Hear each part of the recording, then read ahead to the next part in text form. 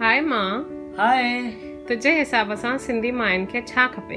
अॼु जे डेट में सिंधी छोकिरी माना जीअं माउ पीउ वॾो कनि था, पहिरियों उन्हनि खे सिंधी ॿोली अचणु खपे ऐं शादीअ खां पोइ छोकिरियुनि खे घोट जो प्यार ऐं सावरनि जो प्यार खपे। जीअं भई असांजी लव मैरिज थी आहे ऐं हो पंहिंजो पेको घर छॾे थी अचनि, पंहिंजा भाउर भेनर मम्मी पप्पा, त उन्हनि जे लाइ इहा वॾी ॻाल्हि आहे जाम। न जे सिंधी लेडीज़ पर दुनिया जे हर हिकु ज़ाइफ़ुनि ऐं छोकिरियुनि खे इहो खपे त जेके करियर ओरिएंटेड आहिनि उन्हनि खे सपोर्ट खपे ऐं जंहिं पंहिंजी लाइफ डेडिकेट कई आहे ॿियनि खे, जीअं पंहिंजे हस्बैंड खे, पंहिंजे चिल्ड्रन खे, उन्हनि खे रिस्पेक्ट खपे ऐं appreciation. I need acknowledgement and equal respect in every sphere of my life. I stand for feminism.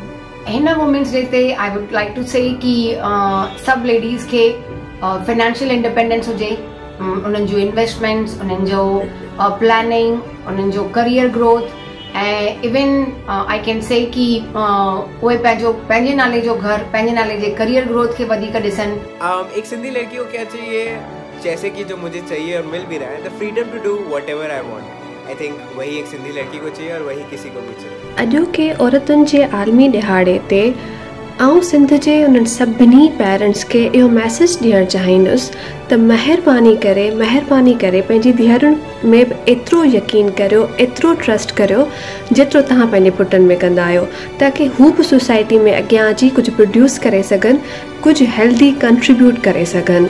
जेके कपड़ा खपनि जंहिं महिल खपनि उहे पाइण जी आज़ादी, जेतिरो मेकअप खपे ओतिरो मेकअप करण जी आज़ादी, शादी कयूं न कयूं, कहिड़ी एज में कयूं उन शइ जी आज़ादी, ॿार असां ॼणणु चाहियूं न ॼणणु चाहियूं, अडॉप्ट करणु चाहियूं उन शइ जी आज़ादी, हर शइ जी आज़ादी। असांखे खपे पंहिंजे ख़्वाबनि खे सच करण जी आज़ादी। रोटी, कपिड़ा ऐं मकान, रहण लाइ जॻह असांखे त रब जी महिरबानी सां उहो मिली ई वियो आहे, पर असांखे ॿियो खपे बुक्स, चांहि ऐं जाम जाम जाम प्यार।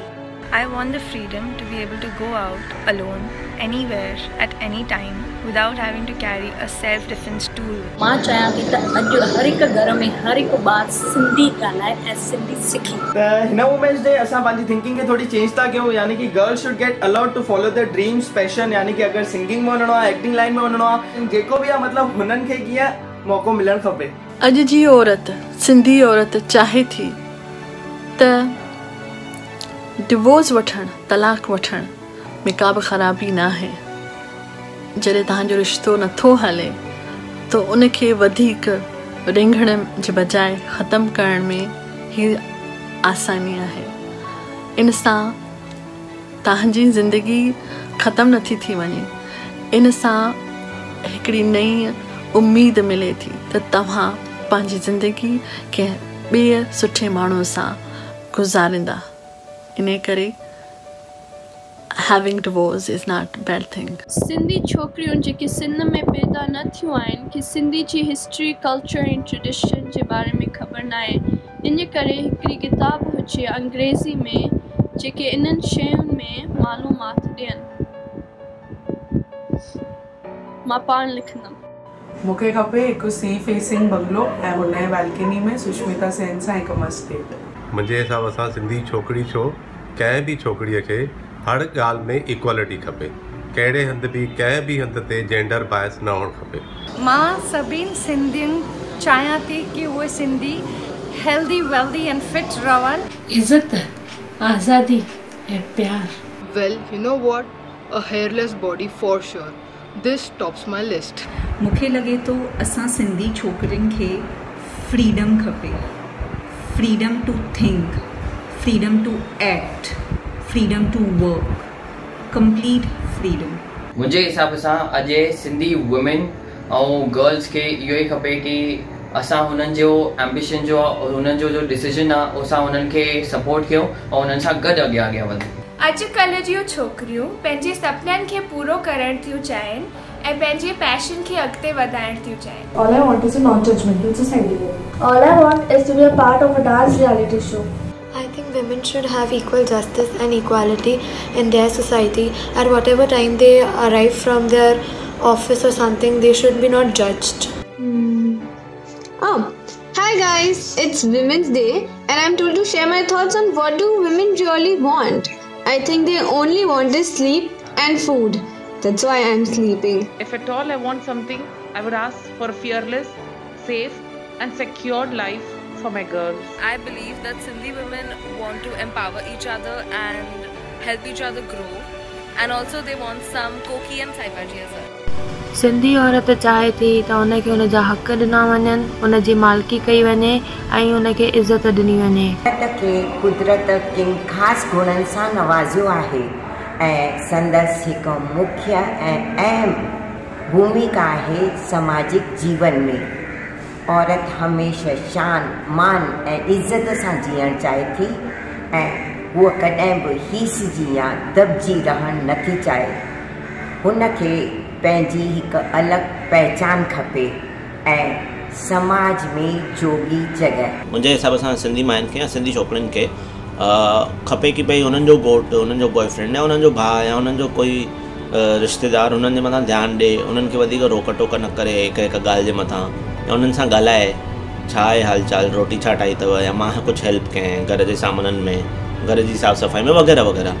बेसिकली आई थिंक सो हे ई सभु खपंदो आहे छोकिरियुनि खे, सिंधी माइयुनि खे, सिंधी छोकिरियुनि खे। जेतिरो बि अॻे वधनि, जेतिरो बि लाइफ में अचीव कनि, पंहिंजी रूट्स, पंहिंजी लैंग्वेज खे कभी न भुलणु खपे। I think for all my life being Sindhi to me was just Sindhi Kadi. That's so unfortunate, but what's great is that things have changed. Being a Sindhi woman, all I want is to get freedom of thoughts, freedom of expression and freedom of utilization my education and whatever I have learned. For example, the women are getting education, but the problem is that we are not having a ground where we are supposed to utilize this education and skills. So I believe that Sindhi women want to have a trust and the moral support of their family, and to fight with the societal, you may say, stereotype of societal environment that we have. We need to get that potential by the family background and all that to cope up with these situations and problems. Message आए सारे मर्दन जे लाए कि you have to start letting women do what they have to. उनको बताने की जरूरत नहीं कि क्या करना चाहिए, कैसे करना चाहिए. Let them lead. And we should follow, because I'm pretty sure if they are leading, we will all end up in a better place. So men, listen to women and let them lead. To eat all the mind-blowing Sindhi food without getting fat. So yeah, so that's my wish, to eat all the कड़ी चावल, साई भाजियूं, कोकियूं, सब कुछ, पापड़ mandatory आहे ही सब खाइण, पर फैट न थियण। औरतुनि जे आलमी दिहाड़े जो तव्हां सभिनीनि खे खोड़ सारियूं वाधायूं। Happy Women's Day. So wish you Happy Women's Day. Happy Women's Day. Happy Women's Day. Wishing you all a very happy Women's Day. हर ॾींहुं असांजो ॾींहुं हूंदो आहे, अहिड़ी कोई ॻाल्हि कोन्हे।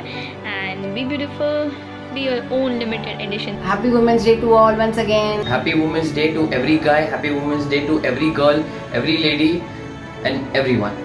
हर उन माण्हूअ खे, औरत, मर्द, ट्रांसजेंडर, तव्हांजो सेक्शुअल ओरिएंटेशन जेको बि आहे तव्हांजो, अगरि तव्हां हिन ॻाल्हि में विश्वास था रखो कि औरत मर्द जी इक्वल आहे, उन खां इंफीरियर कान्हे ऐं मर्द सुपीरियर कान्हे, त तव्हांखे very happy women's day. So I would just say that बराबरी सरासरी असां घुरूं था एतिरी, आज़ाद फ़र्द जेतिरी, आज़ाद फ़र्द जेतिरी।